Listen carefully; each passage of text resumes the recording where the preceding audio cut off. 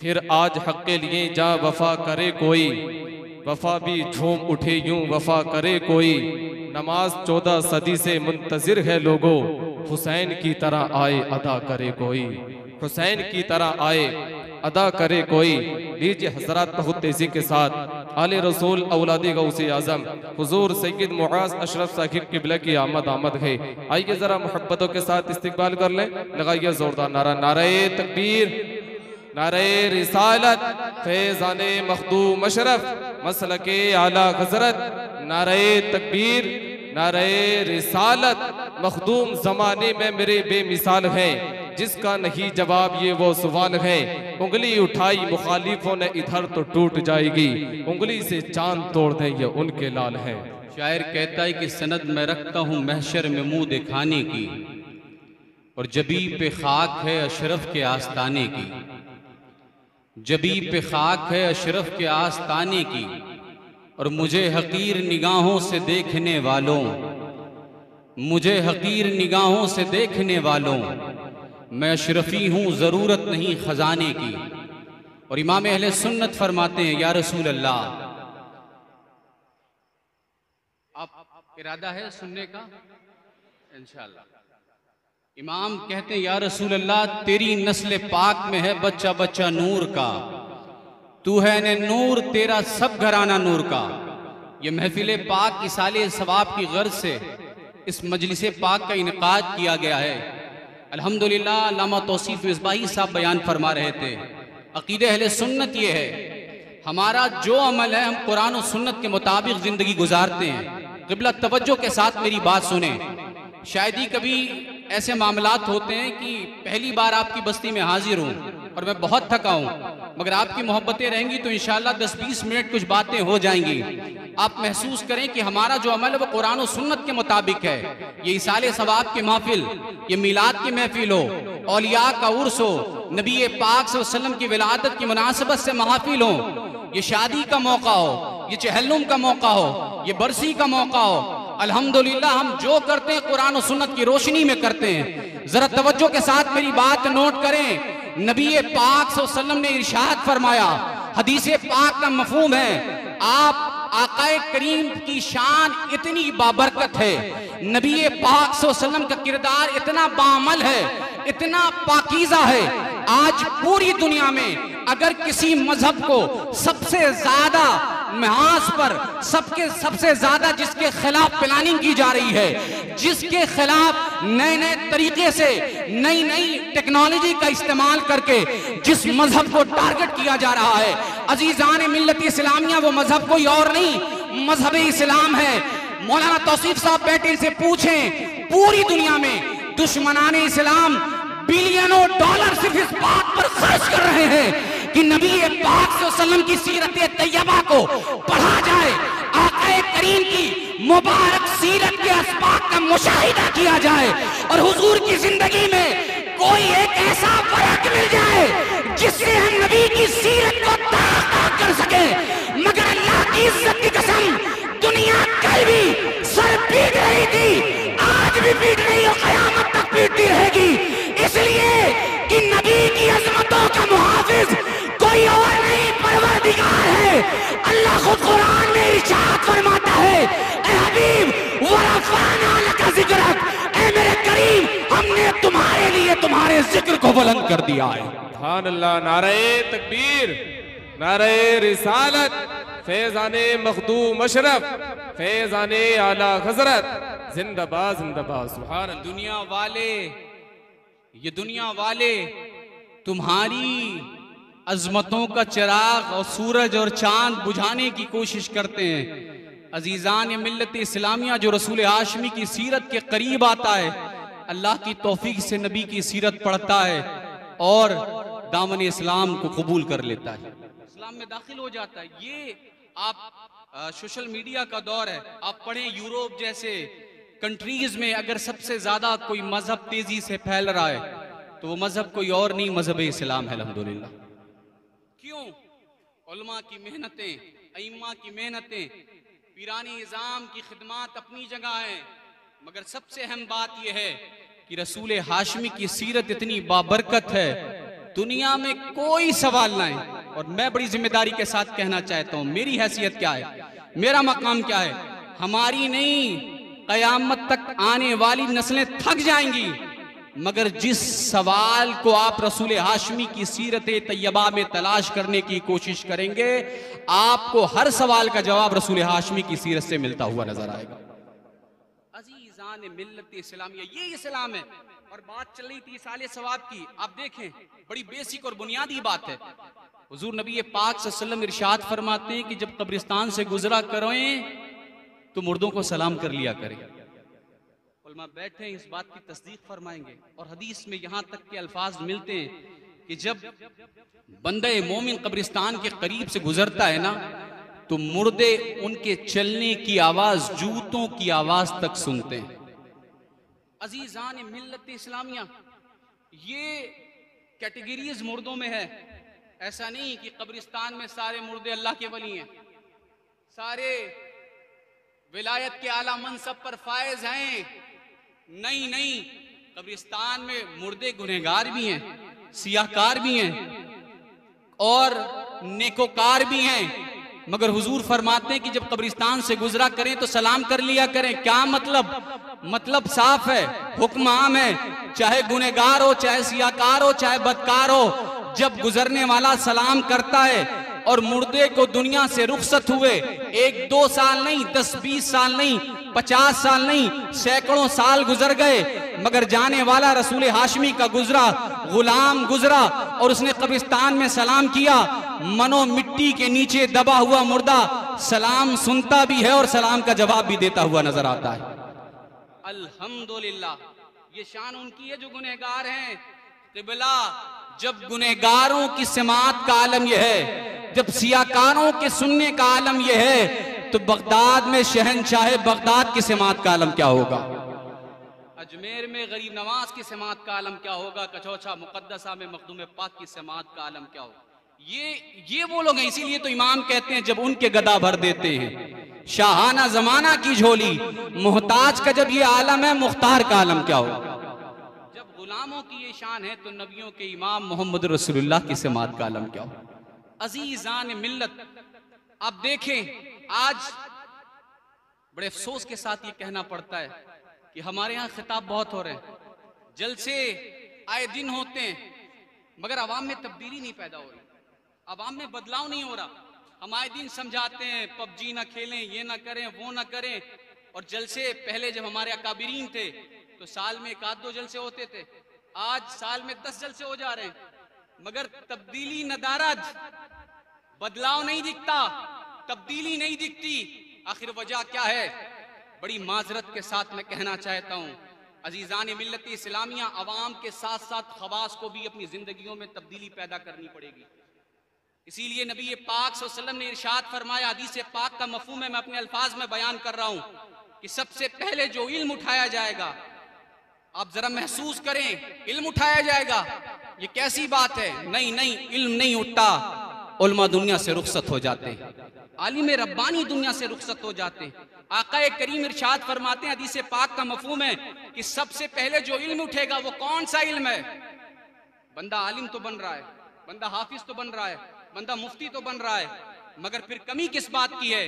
कमी यह है कि खुशू, खुजू, इज्ज, इनकिसारी, तकवा और तहारत इल्ला माशाअल्लाह बहुत कम उलमा में नजर आता है।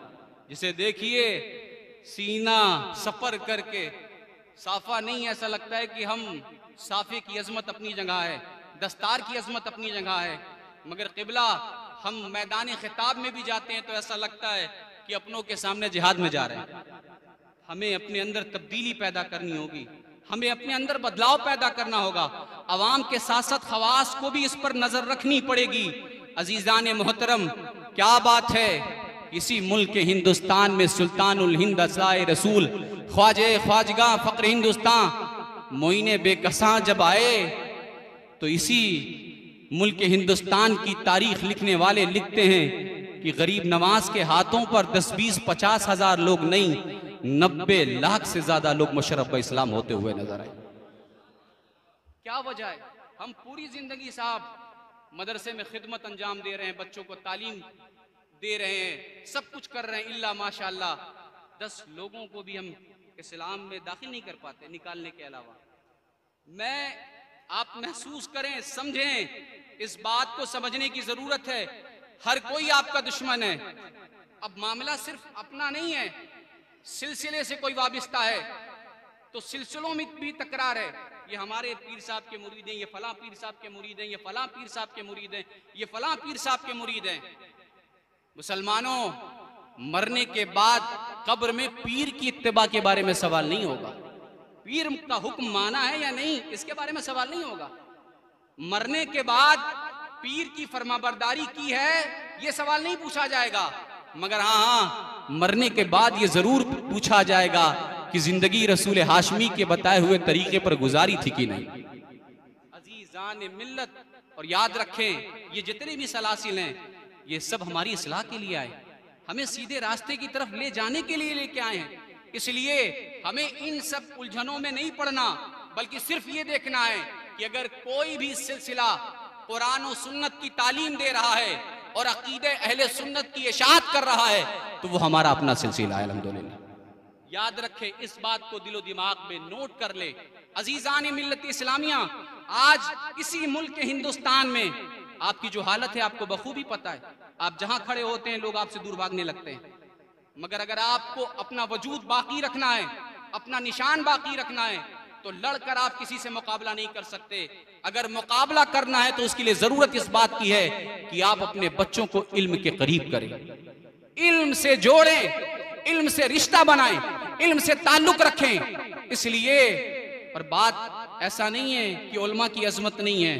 क़िबला, जो उलमा का एहतराम करते हैं, बड़ी जिम्मेदारी के साथ अल्लाह के घर में इस बात का ऐलान कर रहा हूं कि मरने के वक्त उनका खात्मा खैर पर होगा।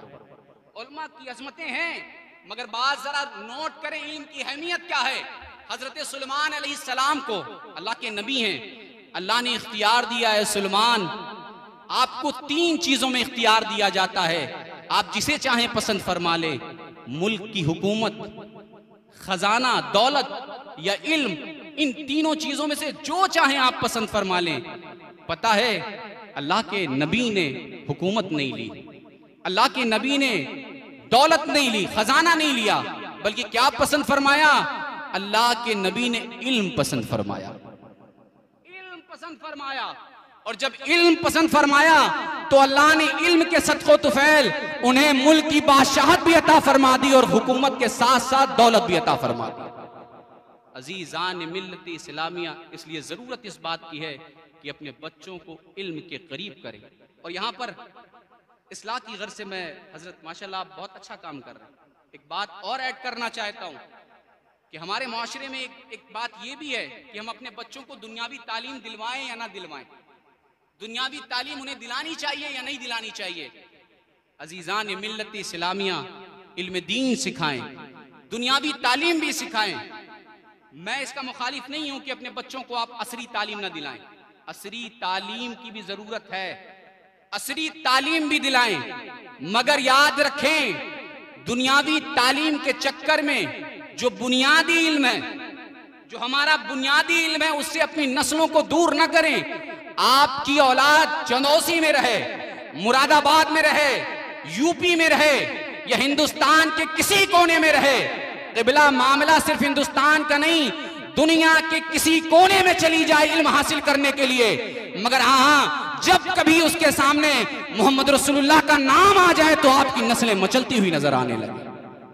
ये इल्म इस तरह से बच्चों को सिखाए तो इंशाअल्लाह ताला आपके बच्चे इल्म भी हासिल करेंगे, उससे भी दुनिया को फायदा पहुंचेगा और फिर उससे कोई नुकसान नहीं होगा।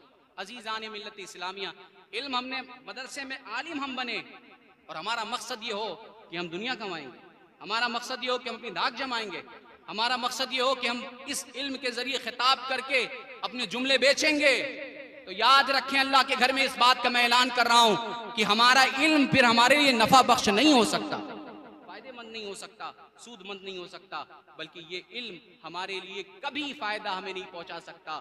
मरने के बाद हमारा भी हिसाब होगा। इसलिए हमें और आपको अपना मुहासबा करने की जरूरत है। अजीजान मिल्लत इस्लामिया, आप देखें अहले सुन्नत की शान क्या है। वैसे मैं वाकयात सुनाने का आदी नहीं हूं, मगर बात ज़िम्नन आ गई तो अर्ज कर देता हूं। हजरत हसन बसरी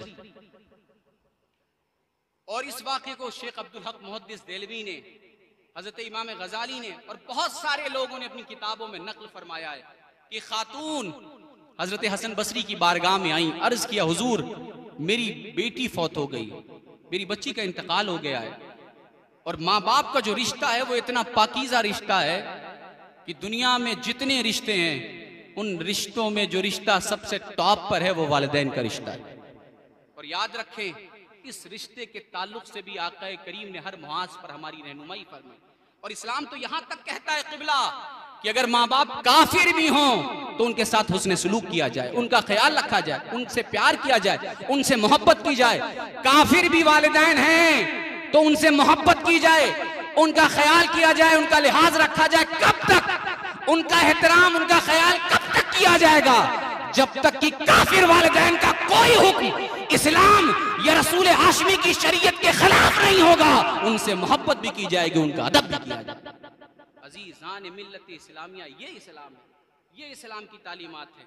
और याद रखें इसी मुहाज पर आका करीम नबी पाक सल्लल्लाहु अलैहि वसल्लम की वालिदा रज़ाई माँ जिन्होंने सिर्फ उन्हें दूध पिलाया है, तारीख उठा कर देखें सीरत तैयबा में बारहा ये मौके आए हैं कि जब कभी हुजूर नबी पाक सल्लल्लाहु अलैहि वसल्लम की रज़ाई माँ तशरीफ लाई तो नबी पाक सल्लल्लाहु अलैहि वसल्लम उन्हें देखकर खड़े भी हो गए और अपनी चादर पाक भी उनके लिए बिछा दी।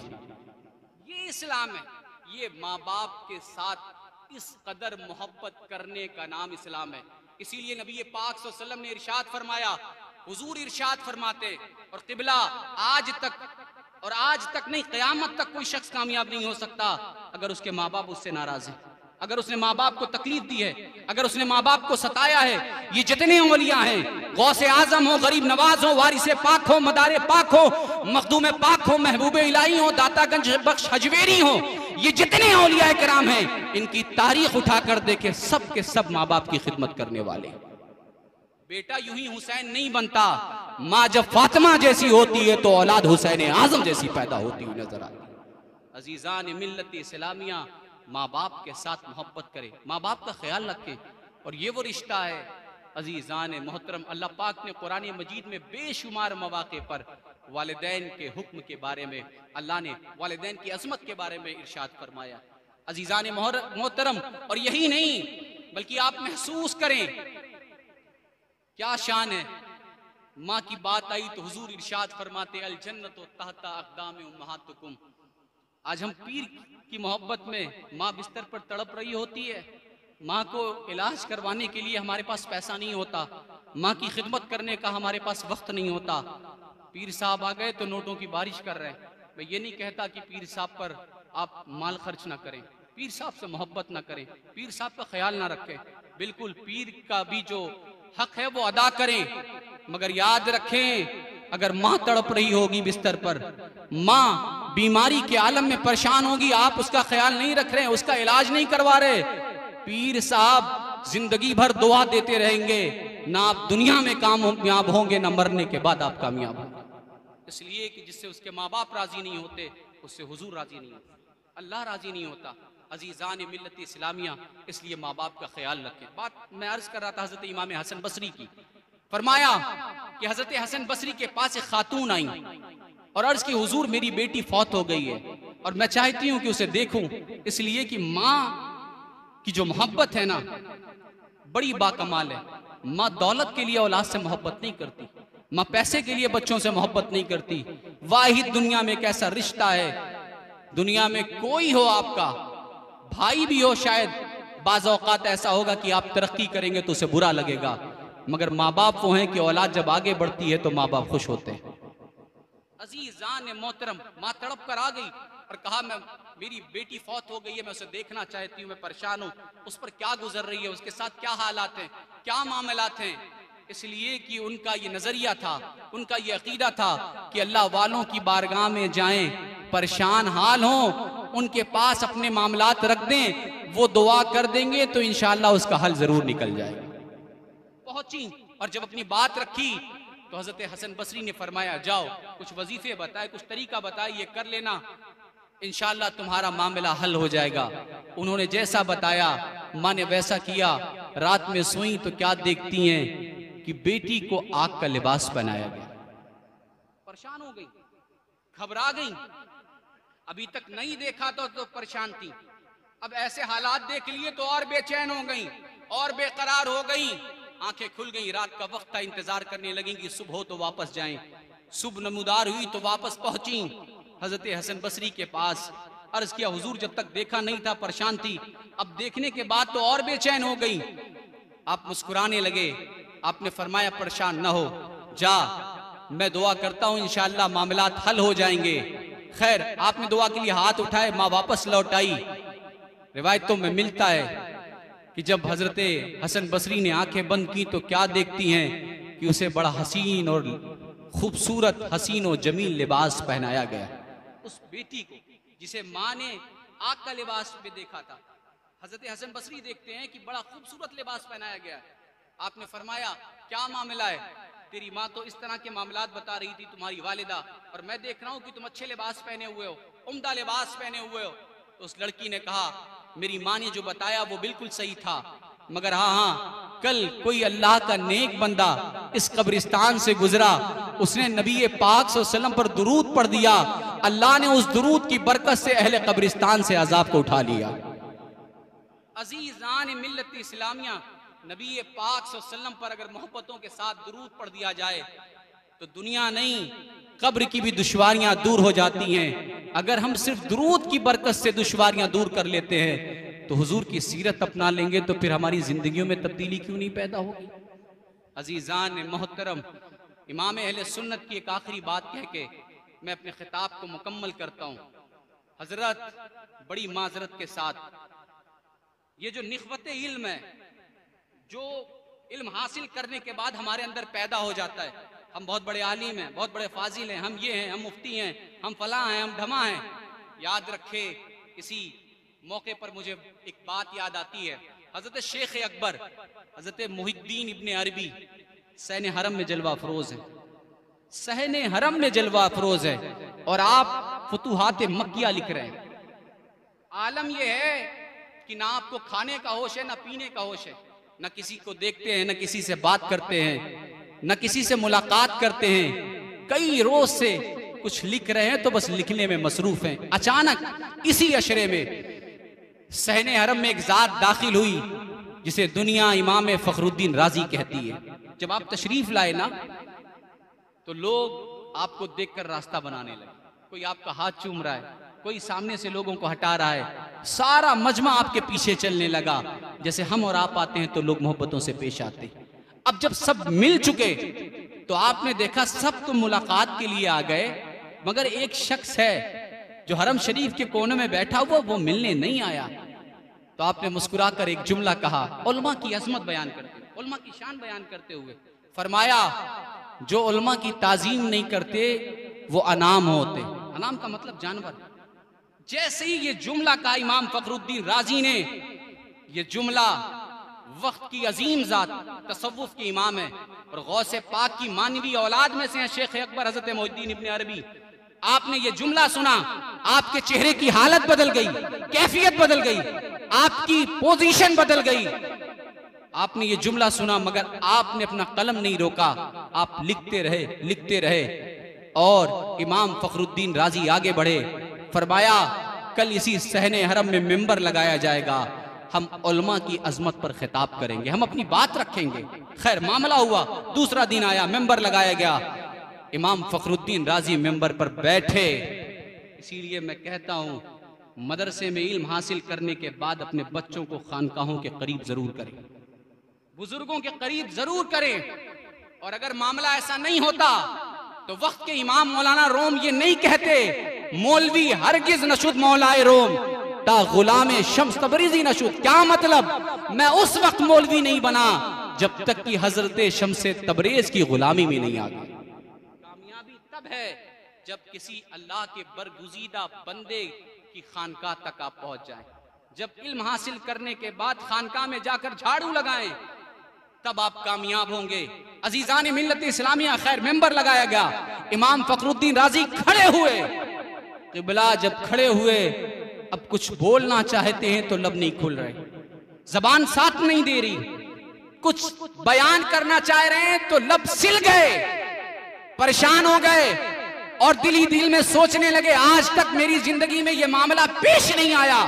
मैं जब चाहता था, जैसे चाहता था, जिस मौजू पर चाहता था खिताब करता था, मगर आज पहली बार मेरी जिंदगी में यह मामला आया है कि मैं कुछ बोलना चाहता हूं तो जबान साथ नहीं देती, लब खोलना चाहता हूं तो लब खुलते नहीं हैं। बात समझ में आ गई और बात समझ गए कि लगता है कुछ गलती सरजद हो गई।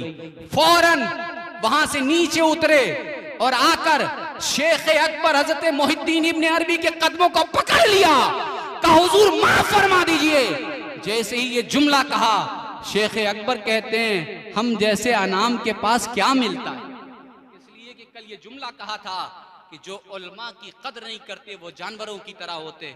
कहा हुजूर मैंने इस गर्ज से नहीं कहा, बल्कि मैं उलमा का मकाम बयान कर रहा था। जैसे ये बात कही, कहा हुजूर माफ फरमा दें, तो हजरत शेख अकबर हजरत मोहिद्दीन इब्ने अरबी जो किताब लिख रहे थे, आपने कलम उठाया और कलम उठाकर इमाम फखरुद्दीन राजी की जबान पर रखकर दुआ फरमाई और फरमाया है अल्लाह इसकी जबान और इसके कलम में वो तासीर पैदा फरमा दे कि ये जो लिख दे दुनिया उसे याद रखे।